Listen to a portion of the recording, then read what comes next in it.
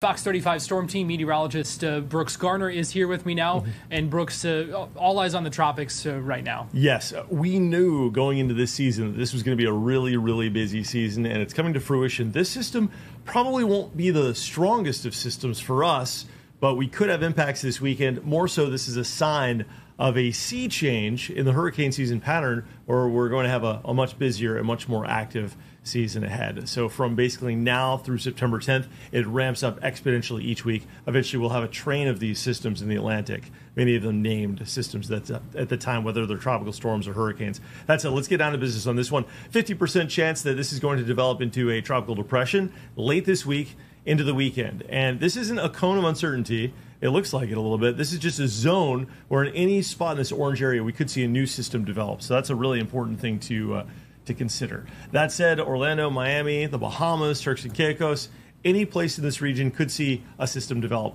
And why is that? Well, we've got a tropical wave that's located out in the middle of the Atlantic right now, and this tropical wave is going to be heading toward the west, and in doing so brings with it pretty decent chance of development once it can overcome the Saharan dust. And the Saharan dust out there is a prohibitive force right now. It's like a big trash can lid over it, preventing rising air and thunderstorms from forming. So you can see that brown on the map. I've even labeled it Saharan dust, co-located with where the tropical wave is. But the thinking is as this tropical wave pushes west, eventually it'll escape the bonds of that dust and have a window to develop. So our next slide gives you a good indication of where it is now and where it's going. Let's put this in motion. Hit that one more time.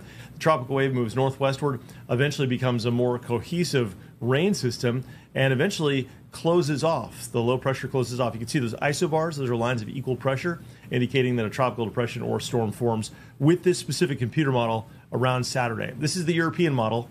Meanwhile, the GFS model doesn't do anything. It keeps it as an open wave, just as a tropical wave. So there's still considerable uncertainty, not just in intensity, but ultimately where this thing goes.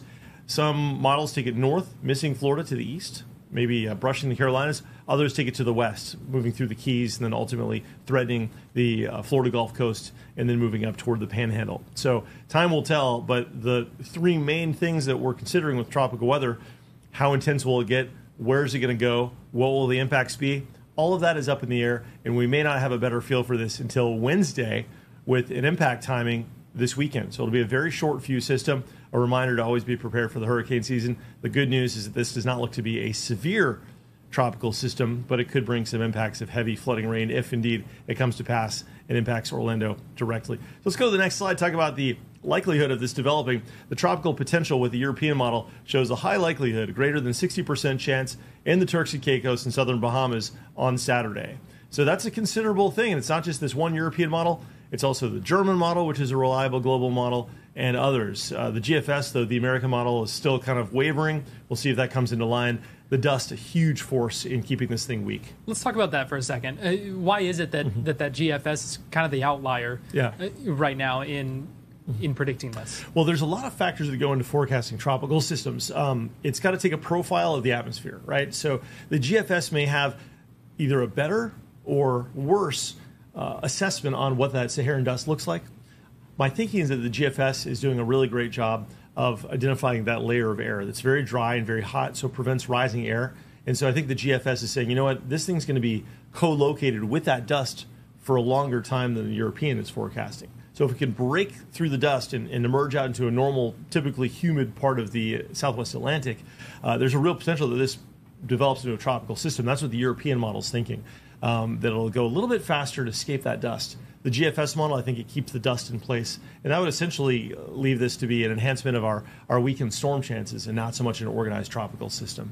Interesting stuff. When you talk about kind of seeing those different models and that kind of thing, and that, like you said, kind of leaves things still up in the air at this point. Absolutely. And Garrett, one more thing to consider is that the models oftentimes aren't fully comprehending how warm and how unusually warm the Atlantic waters are. That's going to be a contributing force. That may, in the tug of war of forces, sort of overwhelm the prohibitive forces of the dust and allow for a more conducive environment for something to form. So a lot of factors. That's why the tropics are so fickle. And as it is a heat engine, it's like starting a lawnmower. Once it's going, it's pretty hard to turn it off, right? As long as it has access to the gasoline. In this case, that is going to be warm water below it. So ample fuel for the fire, if you will. Yeah, but we have certainly seen the percentages chance of formation increase just in the past couple of days that we've been talking about this. Yeah, National Hurricane Center says it's got a medium chance, a 50% chance, which is considerable. The National Weather Service using statistics, but there's also kind of an unsaid language in their forecasting. And once you get into those oranges and the orange sort of colors, that means that we got to watch it. But on a day like this with afternoon thunderstorms and highs in the low 90s, word of more rain, certainly no surprise to Floridians. Yeah, all right. And we will check back in with Brooks here in just a few minutes with more on the forecast and that kind of thing. So, Brooks, thanks. You bet.